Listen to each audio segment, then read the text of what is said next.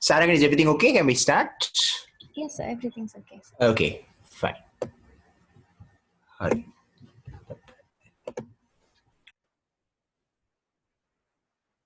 Still a few people coming still.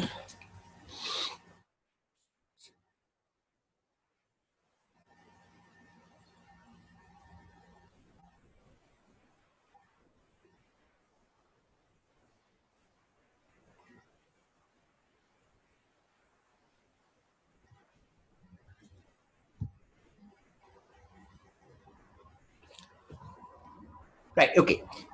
So let's start.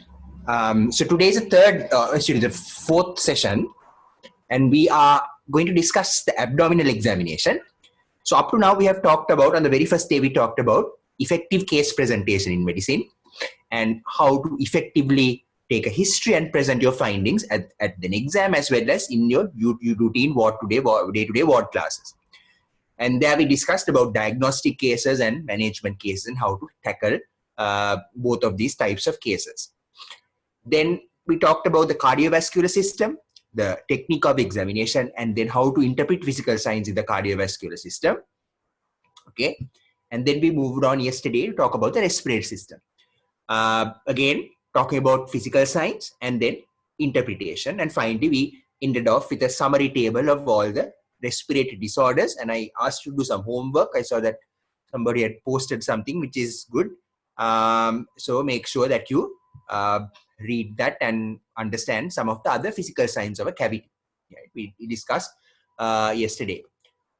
Hari, now I told you that the respiratory system is slightly challenging because the physical signs can be variable and it's difficult sometimes to put everything together. So you need a lot of practice when it comes to the respiratory system. Now, the abdominal examination, if you were to say from all the systems, the abdominal examination is probably the easiest. Okay, it is the easiest, but you have to make sure that your techniques are correct. So the first half of this discussion, we will focus on the correct examination techniques for the abdominal examination, and then interpretation of physical signs is rather easy, and when you will also realize that it's mostly memorizing some lists at the end. Okay, but the interpretation is relatively easy. If you find something, it is easier to interpret it rather than some of the other systems where you have to put a lot of thought into analysis of signs. Okay, Hari. So the abdominal examination. So the first part of this presentation, we are going to talk about the technique. Now, as all the systems we have discussed, the abdominal examination is similar. Okay, where you have a general examination and then the abdomen proper. The abdomen proper, you have the inspection, palpation, percussion, and auscultation, the usual components you would have in the examination. Okay. Now, obviously, like in the other systems, you introduce yourself to the patient, explain what you are doing.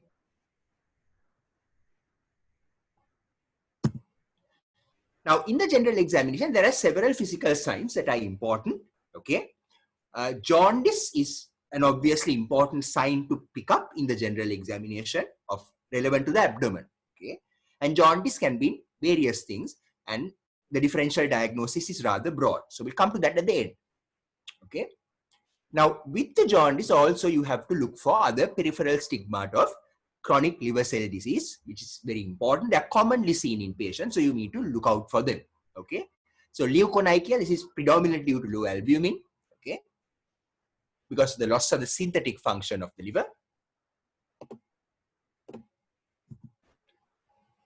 On the right hand side is palmar erythema, which is again a peripheral stigmata of liver cell disease, actually due to the vasodilation that occurs in chronic liver cell disease. On the left hand side, you will see a diputran contracture, which is actually associated with chronic alcohol use.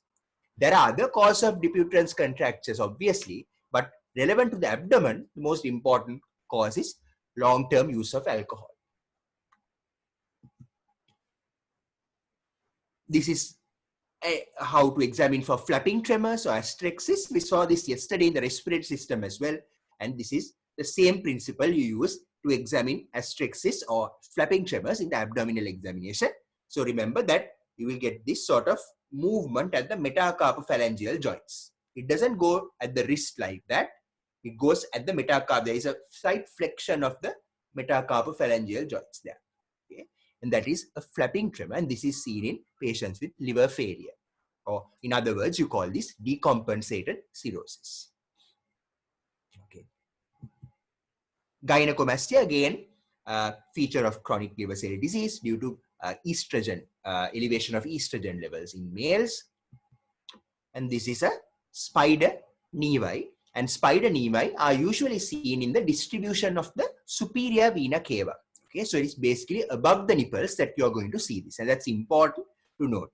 Okay, and when you press on this spider nevus, you will have emptying, and then when you take your finger off, it will fill back up again.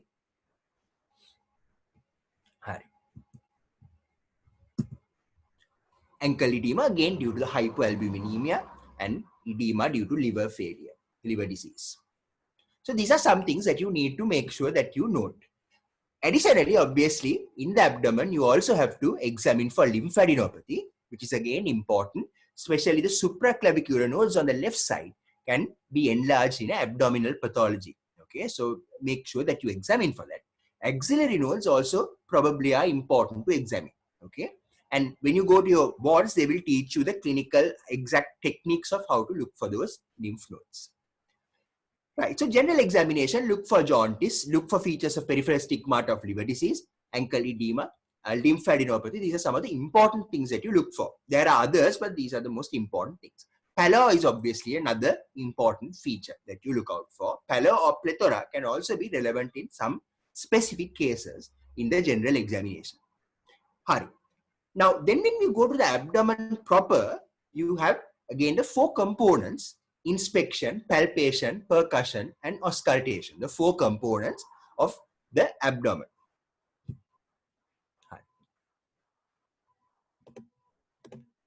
So starting off with inspection, adequate exposure needs to be there.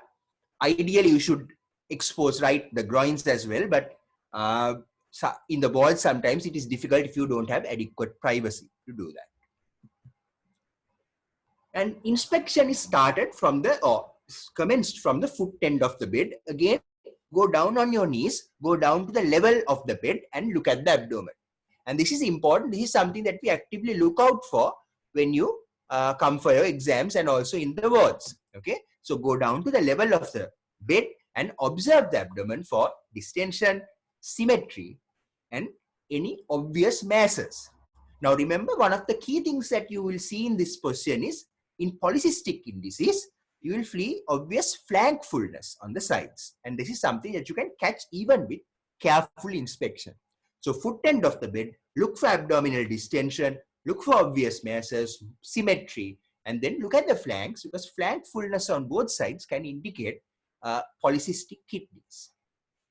And then you move closer to the abdomen, looking for surgical scars, umbilical deformities, deposits in the umbilicus, very rarely, that's called Sister Joseph's nodule, and also dilated veins. And also you can inspect the skin of the abdomen for any obvious rashes. Right. This is just a revision. Now it's very important, again, when you come to the wards, we will show you how to examine the abdomen properly, right? And basically, you start off with a superficial palpation, going from quadrant to quadrant to quadrant, okay? And basically, you're looking for any tender areas in these quadrants. Sometimes if it's a massive mass, you will feel it, but generally the superficial palpation is intended to look for tender points. Okay, and move from quadrant to quadrant. Very, very importantly, so these techniques are very important. Look at the patient's face when you're doing the palpation, right? And that will be obvious if the patient makes a face or winces, that is an area of tenderness. Now, look at the way that I am examining the abdomen in these 2 pictures. So you can see that I have come down, okay? I am not examining it from the top. I have come down as much as possible to the level of the bed. Now, the classical textbooks on examination technique will tell you to kneel on the floor, but that's not really needed as long as you bend down and go down to the level of the bed. Make sure that your forearm, these are important, so write these down, make sure that your forearm is parallel to the bed, okay, parallel to the bed, and the tips of your fingers are touching the abdomen.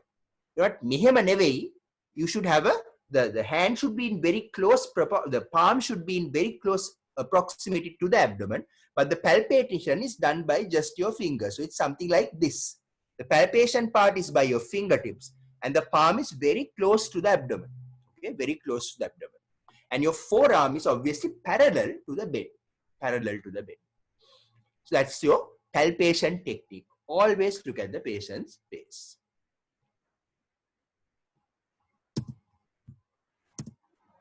Okay, again, I have demonstrated this. I'm bending down, going to the level of the patient, and I'm using my fingertips, as in this picture, to palpate the abdomen. Okay, and you can see that I'm trying to keep my forearm as parallel as I can to the bed, and my fingertips are slightly curved and palpating the abdomen.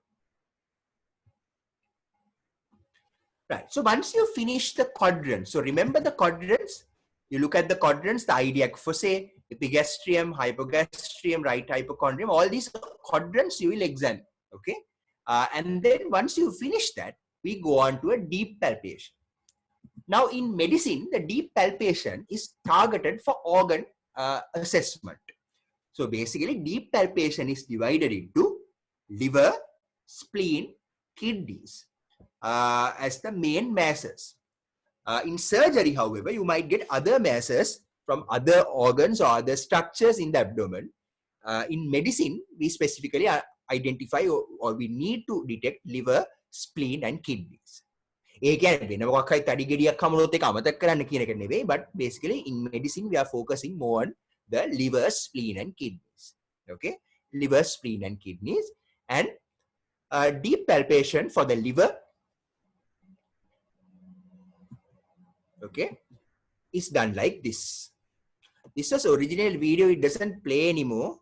This is probably because it's, I don't know, the links are probably not working. But when you come to the walls, we will show you how to do this properly. And already we have done this during your introductory appointments, okay? And I think I might have taught you that in your introductory appointments as well, that your fingers should go in during expiration, hold it in for a full cycle of breathing and then come out, okay? That is the proper way of examination.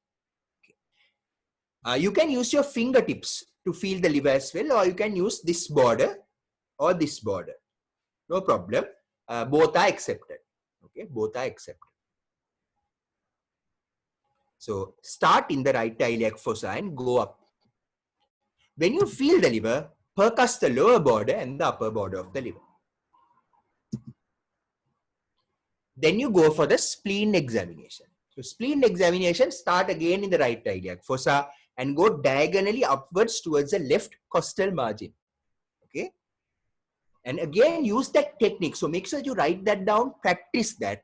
Your hand, the pressure that you exert should be coordinated with the person's breathing.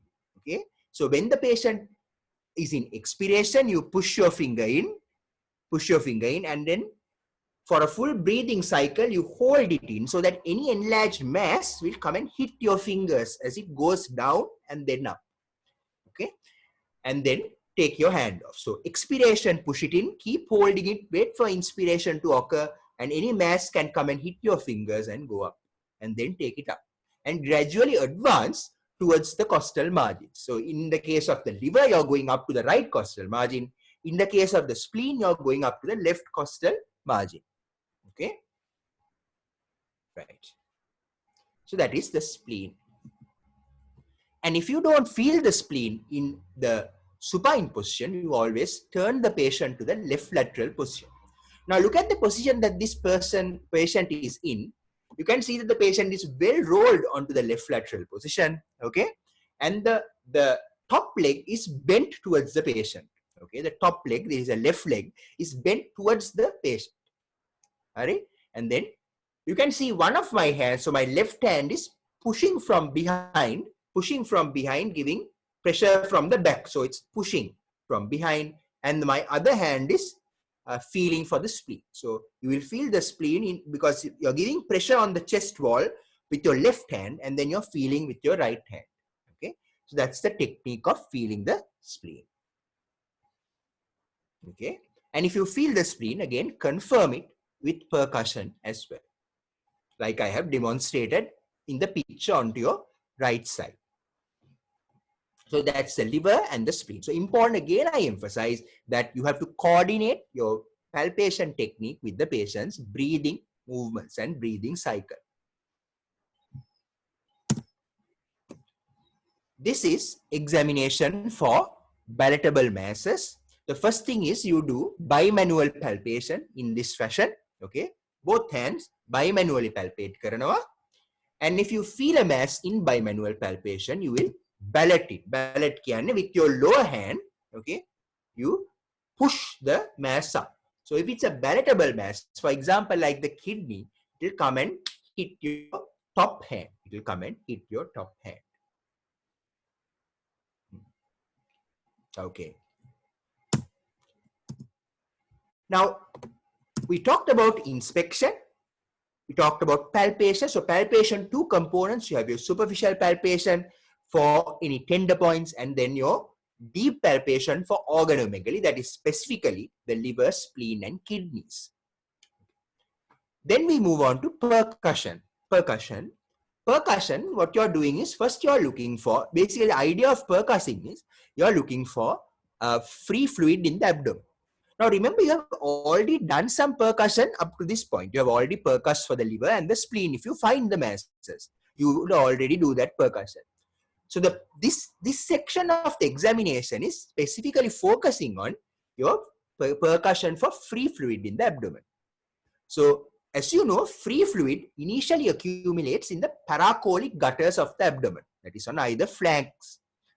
So first you are looking for flank dullness. So you start percussing at the midline and going to the side laterally.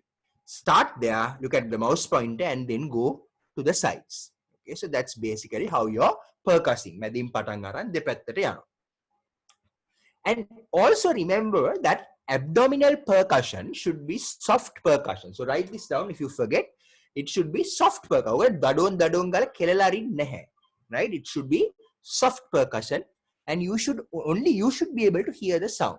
So you bring your ear close to the abdomen and use a very soft percussion. This is different from the respiratory system examination percussion, where you use a harder percussion. And ideally, your percussion should be heard by somebody standing at the foot end of the bed. That is respiratory system, hard percussion. In the abdomen, you're using a softer percussion note.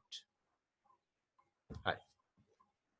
So if you find flank dullness, okay, you can also, what you do is you look for shifting dullness, turn the patient onto a side, wait for a few seconds, and then repercuss the dull area.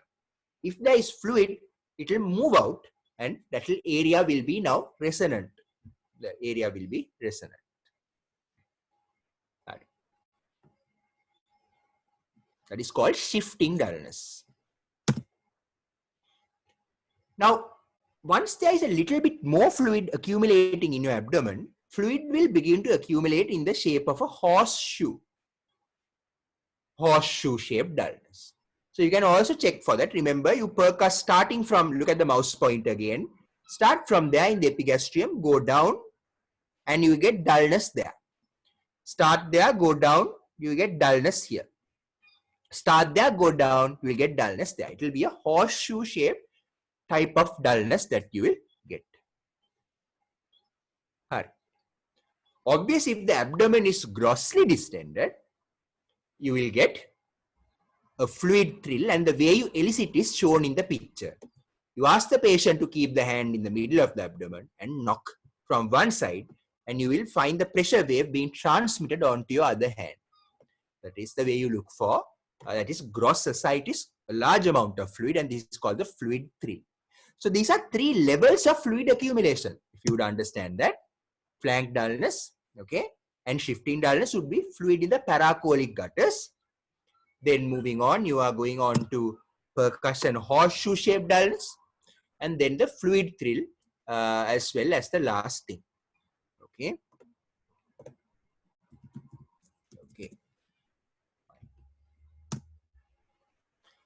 auscultation is not a very important part of the examination, I have to say.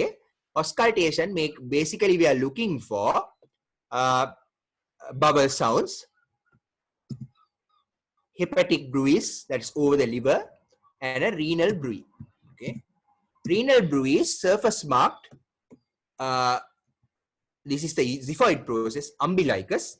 A midpoint, you take the midpoint there, slightly lateral. So renal bruise, where you would hear the renal bruise, xiphoid process, umbilicus, and in that line, slightly lateral from that line. Okay, to the side, about 2 to 3 centimeters lateral from that line. That would be the renal bruit. Renal bruit. Okay, so that is basically your abdominal examination. Today's class is much shorter than the previous one because the abdomen, I told you right at the start, it is very easy here. So abdomen, make sure that your technique, I will summarize some of the key points that I have discussed so far.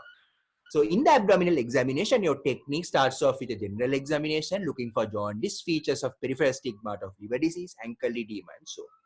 Lymphadenopathy is also important. There are some other signs which you will see as you go on. Then inspect the abdominal examination proper. You have inspection, palpation, percussion, auscultation. The key thing in your palpation technique is make sure that you go down to the level of the patient. Use your forearm. The forearm should be parallel to the bed. Tips of the fingers for palpating, but the hand should be in close proximity to the abdomen. So it shouldn't be like this. Should be more like that. More like this. Okay. Mehemma nevei, more like that. And just the tips. Okay. And then going on to deep palpation, we are looking for organomegaly, that is liver, spleen, and kidneys. Make sure that you use the breathing and coordinate your palpation with the breathing to palpate these organs. Press in during expiration, hold it for an inspiratory cycle, inspiration, and then take it out. Okay.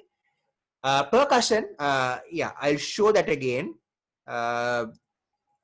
Somebody had wanted me to show that again. So percussion, initially you look for flank dullness, that is fluid in the paracolic gutters, and then you would also look for shifting dullness. So if it's fluid, it will move away. So you hold the patient to that side and let the fluid drain out to the other side and then percuss again. So that area that was dull initially would now be resonant. So that's called shifting dullness. A little bit more free fluid in the abdomen will accumulate like a horseshoe. So how do you percuss? You start from the top at the xiphoid process, go down, and you will get dullness there. Start there, go there, and you will get dullness there. Start there, go down there, you will get dullness here. So that is horseshoe-shaped dullness. Horseshoe-shaped dullness. When there is more fluid in the abdomen, you will get a fluid thrill, and I have shown you how to demonstrate that. Auscultation is not very important. Right. Then Lamai, once you do your abdominal examination, there are two things to do when you are interpreting physical. So this is the second half of the discussion. When you do the abdominal examination, now you have to interpret the signs that you find. So basically, first thing is you identify any organomegaly, which is the most important thing to do. Okay. Rarely you might just get something just with ascites if you can't find any cases for you, that is for your exam. But generally you're interested more in organs, palpable organomegaly, right? And to identify the organ, and then you generate a differential diagnosis. Now this is where I told you, you have to memorize certain lists. So if it's a liver, you have to know all the causes of enlarged liver. Spleen, you need to know all the causes of enlarged spleen. Okay? And that is, you can generate the differential diagnosis. And another word about that, your general examination findings are going to help you to generate this differential diagnosis, as we will see in a little while. So how do you identify your organs? Spleen, liver, and kidney. So what are the physical signs of a liver? What are the physical signs of a spleen? What are the physical signs of a kidney? Liver is easy. Number one, the first physical sign is it is in the right hypochondrium. It is a mass in the right hypochondrium, right? Hypochondria. Okay. Then you cannot get above the mass. You can't put your hand above the mass. The mass doesn't have an upper border. You can't feel the upper border, obviously, because it is the liver. So right hypochondrium. So if somebody asks you, this is a very famous question at any time, even in your exam, when you find the mass, there is a hepatomegaly. Then they ask you, why do you think this is a liver? Why do you say this is a liver? So for that, your answer should be, it is in the right hypochondrium. You cannot get above the mass. It moves downward. Obviously, you can imagine the liver moves downward with breathing. Okay, moves downward with breathing. And you can also say that the percussion note is continuous with the hepatic dullness. Okay, percussion note is continuous with the hepatic dullness. So right hypochondrial mass cannot feel the upper border, moves downward with breathing, and then percussion note is continuous with the liver dullness into the chest. So these are the physical signs of a liver. Okay, මේක අනිවාර්යෙන් අර පන්සිල් පදේ වගේ ඕක මතක තියාගන්න ඕනේ. You need to know this, remember this. Okay, you need to remember this. Spleen. What are the physical signs of a spleen? So again, it's very easy. Spleen, location, left hypochondrium. You cannot get above the mass. Again, spleen, you can't feel the upper border because it continues under the chest wall. Okay, so left hypochondrium, you cannot feel the upper border. And you know that it moves diagonally. Harahata moves diagonally with breathing. And you know that it enlarges towards the right iliac fossa. So spleen moves diagonally with breathing and enlarges towards the right iliac fossa. Enlarges towards the right iliac fossa. Okay. And sometimes you can feel a notch in the anterior border of the spleen. Okay. Sometimes you can feel a notch in the anterior border of the spleen. This anterior margin, you can feel a notch. So again, I tell you, left hypochondrium moving diagonally with respiration, okay, enlarging towards the right iliac fossa. You might feel a notch in the anterior border of the spleen. Percussion note, again, it's like the liver. It is continuous with the splenic dullness into the left chest. Okay, so it is continuous with the splenic dullness. Renal mass. What are the physical signs of a renal mass or a kidney? Location in the flanks. So that's why I told you, even on inspection, if you look carefully, you will be able to see this flank fullness. So it is in the flank or the posterior, the loin region. So the enlargement is in the loin, right? The movement with respiration is very minimal. It doesn't move a lot. It does move, but it doesn't move a lot. So there is some movement, but a minimal movement with breathing. It is bimanually palpable. Bimanually. So I told you, I've shown you the technique how to look for bimanual palpable masses, right? Like that. So it is bimanually palpable and palatable. Bimanually palpable and palatable. So the location is in the loin region. It is moves minimally with breathing, bimanually palpable and palatable. These are all physical signs of a kidney. And what happens if you percuss this mass? On percussion, because the kidney is a retroperitoneal structure, you will have bubble lying on top of it. So there will be regions of dull resonance. These are called bands of resonance. So when you percuss the kidney, you will find that there will be bands of resonance on the surface. Areas or bands of resonance on the surface. So those are the physical signs of a renal mass. Liver again, like our Pansil Padapa, 10 commandments and all of these things, like that you have to know this. So liver, right hypochondrial, moves downward with breathing. You cannot get above the mass, and the dullness is continuous with the liver dullness. Spleen is in the left hypochondrium, moves diagonally with respiration, moves or enlarges towards the right iliac fossa. You might feel a notch in the anterior border, and percussion is continuous with the splenic dullness. Kidney, enlargement is in the loin region, bimanually palpable, palatable, and there might be bands of resonance on top of this mass.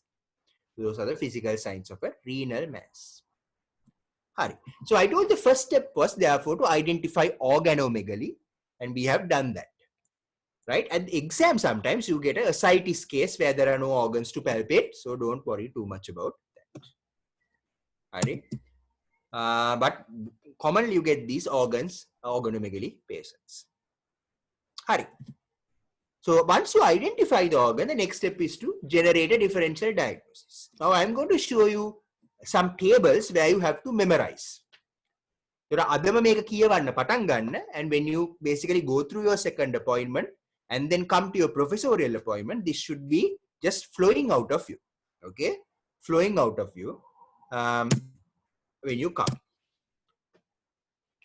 So these are all the causes of isolated hepatomegaly, splenomegaly, and hepatosplenomegaly. And I have used certain themes or categories to help it make it easier for you to remember this. Kala varahang athule tiyena certain critical characteristics of these causes. So if you take hepatomegaly, viral hepatitis is an important cause of isolated hepatomegaly. And there the liver is tender and you get icterus. Okay? Alcoholic hepatitis can cause isolated hepatomegaly. And as you remember, alcoholic liver disease features a patient තියෙන්න පුළුවන්.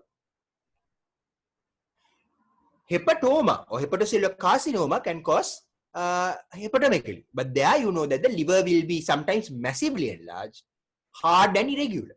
And you might get a liver bruit. Okay? Autoimmune hepatitis, those sort of things are rare. Amyloidosis is rare. The only thing you need to know is amyloidosis can cause a massive hepatomegaly. Right? Then the other common ones are congestive heart failure causing a right heart failure causing a hepatic enlargement. Okay? And the liver might be pulsatile, especially if they have a tricuspid regurgitation on top of that.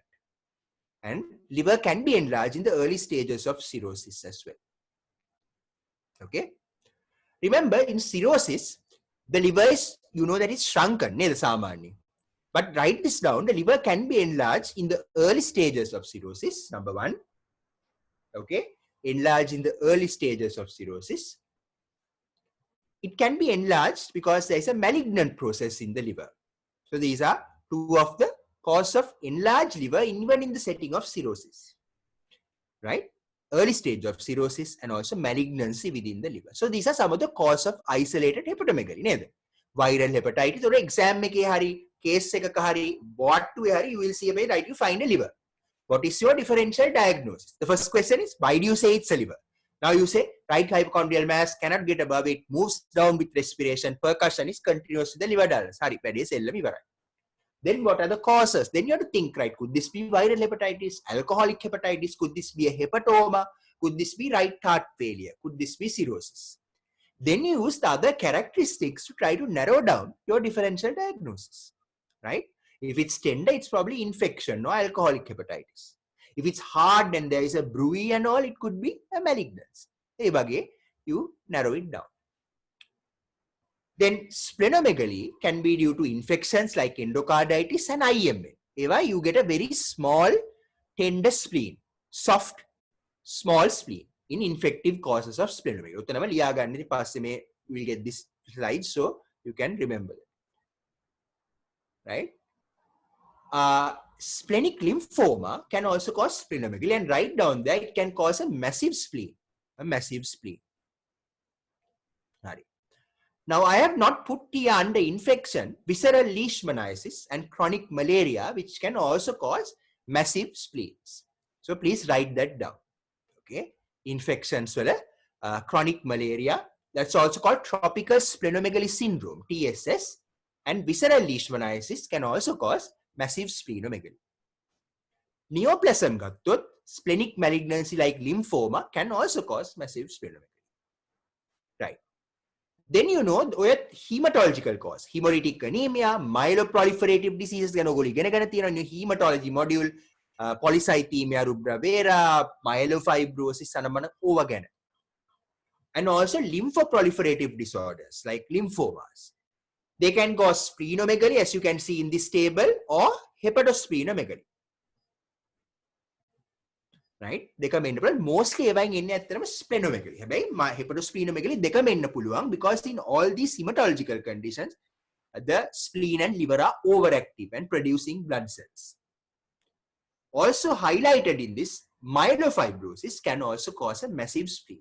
So now I have given you 4 causes of a massive spleen which you need to remember. මේවා ඉතින් අර ජාතික ප්‍රශ්න හරිද? Right? Visceral leishmaniasis, tropical splenomegaly syndrome in malaria, myelofibrosis, splenic lymphoma are 4 of the important causes of massive spleen. You can have third spleen crossing the midline, massive spleen, usually crossing the midline. Autoimmune disease can also cause splenomegaly rarely. Felty syndrome is a especially important one where you get splenomegaly in rheumatoid arthritis and leukopenia. Okay, white cells are low and the spleen is enlarged in rheumatoid arthritis. Rarely seen now because you have biologics now and disease modifying drugs. And rarely portal vein thrombosis can cause splenomegaly. Right? Hepatosplenomegaly, again, hemolytic anemia, myeloproliferative disorders, lymphoproliferative disorders, and also cirrhosis with portal hypertension can cause splenomegaly. Right. So these are some of the causes of hepatomegaly, splenomegaly, and hepatosplenomegaly. In make a katapadavin danagarla, when a vidyak na make a karanna, you are definitely going to get asked these 2 questions. What is the organ and why do you say it's the liver, spleen or kidney? And then what is the differential diagnosis? So you need to learn these lists. What can cause enlarged liver? What can cause an enlarged spleen? What can cause both liver and spleen enlargement? Right? And these are some of the other tables for your reference which help you a little bit more in analysis. Spleen, again, I have given you meta-analysis using some findings in the general examination. And I have given you the cause of mild, moderate, and massive splenomegaly. Another disease that we did not discuss in the previous table is CML. That can also, it's actually a myeloproliferative disease, which can also cause massive spleen. So massive spleen due to myelofibrosis, CML, visceral leishmaniasis, tropical splenomegaly syndrome, and splenic lymphoma. So those things you need to remember. Right? So these are all for your reference. So remember this table. I think this table is reasonable, but there are some things missing in this table. ඒක ඕනකමින් කරපු එකක් because නැත්තම් මේක උඹලා ඕකරම් ඕකම කටපාඩම් කරගන්න you need to do some of your own digging and you fill some of the blanks in this table like I have discussed now. And also remember causes of splenomegaly wala you remember the cause of massive splenomegaly, which is important. Palatable masses are, if it's bilateral, it is probably due to polycystic kidney disease. If it's unilateral, it may be hydronephrosis or renal cell carcinoma. That's it. So it's a short session because abdomen is easy. So abdomen interpretation of physical signs, identify what organ you are dealing with, whether it's liver, spleen or kidney, and then based on that, you generate a differential diagnosis. Isolated hepatomegaly, number 1 question, why is it the liver? You know the answers to that. What could be causing it? Differential diagnosis, you say viral hepatitis, alcoholic hepatitis, hepatoma, and congestive cardiac failure, cirrhosis. So and then using the general examination, you can narrow things down, like I have shown in this table, and also within brackets in this first table. If it's a spleen, why do you say it's a spleen? You say it's a spleen because in the left hypochondrium moves diagonally with respiration, enlarges towards the right iliac fossa, and there is a notch in the anterior border of the spleen, and you cannot get above it. And the percussion is continuous in the splenic dullness. Splenomegaly, based on size, the causes can be different. Massive splenomegaly can be due to CML, myelofibrosis, visceral leishmaniasis, tropical splenomegaly syndrome, or splenic lymphoma. Other causes of splenomegaly, soft, small spleen in infections like IMN and endocarditis, right? And also you can get splenomegaly in hemolytic anemias and Felty syndrome and portal hypertension. Hepatosplenomegaly can be again due to hemolytic anemia, myeloproliferative disease, lymphoproliferative disease, and cirrhosis with portal hypertension.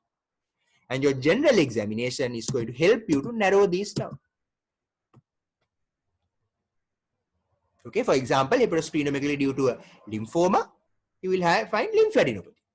And this table is going to help you to identify that. Usually I ask you to do this for homework, but I know you buggers will never do this. So I have given you the tables to study, but I have put certain gaps in this so that you can fill it up on your own. Alright? This table, all these 3 tables you need to remember for your abdominal examination short case. And obviously for day-to-day ward work. Hari. So that is it for the abdomen. Do you have any questions? So I've gone through with you the examination technique and also how to analyze, interpret physical signs. First, identify what mass you're dealing with.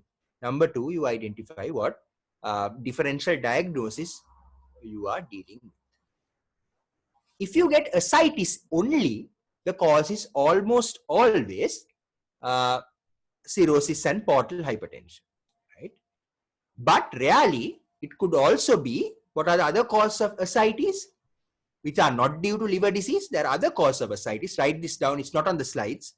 So if it's ascites, it could most often it is due to cirrhosis portal hypertension, which you have seen in your lectures. People have taught about these things in your lectures. All right. Other causes of ascites could be, number 1, for example, ovarian cancer in females, intra-abdominal cancers in males like pancreatic cancer, TB peritonitis can cause ascites. TB peritonitis. Okay, TB peritonitis can cause ascites. And very, very rarely, a disease called constrictive pericarditis can also cause ascites. Constrictive pericarditis. Read a little bit about constrictive pericarditis for homework today.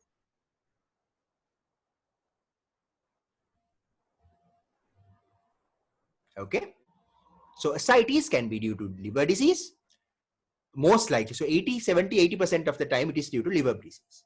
But it could also be due to infections like TB peritonitis, intra-abdominal malignancies like ovarian cancer, pancreatic cancer, okay, and also those are the causes. Right, any questions?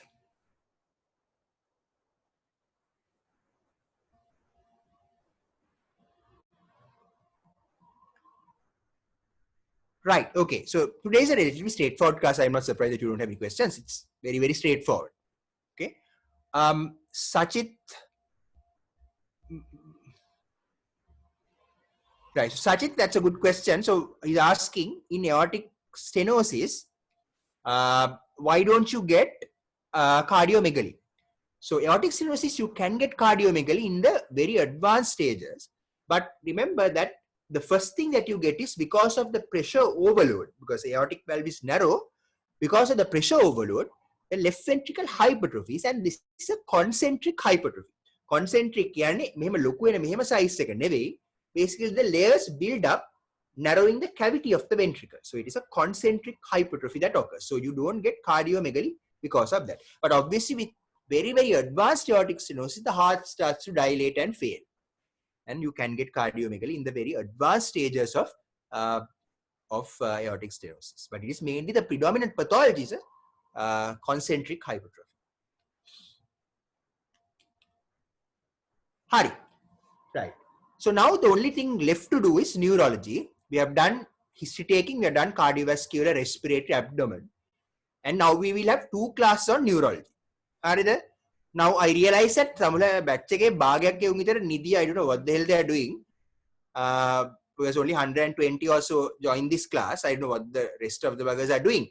But whatever they are doing, make sure that they attend a neurology class. Anithyaට ආවෙ නැතුවට කමක් නැහැ. Make sure that people try. I know that some people might have data problems and that is not a problem. But people who can attend, please make sure that you come on Monday and Tuesday and attend those 2 classes, because those are extremely important.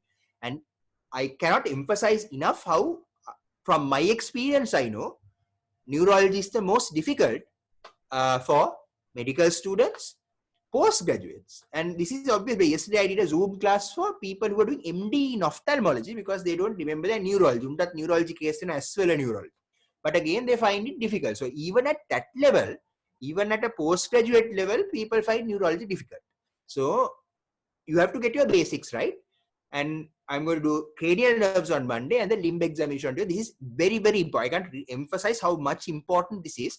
And basically, this is gathered from a lot of places. Nobody else is going to teach you this type of interpretation in neurology. So make sure that you come on Monday and Tuesday. All right? Very, very important. Tell all the buggers to come. All right. Saragan, is that okay then? Yes, sir. Okay, right. Yes. So, Podakinda, lobar collapse. Take a homework, homework. So we'll discuss that on Monday. What are the? I asked you to look for signs of lobar collapse versus whole lung collapse. What are the different? It is different. So to answer part of your question, it does differ from a total lung collapse. The physical signs are different. So again, I want you to find out. Put it on your group, then everybody can read and you find that out. Okay.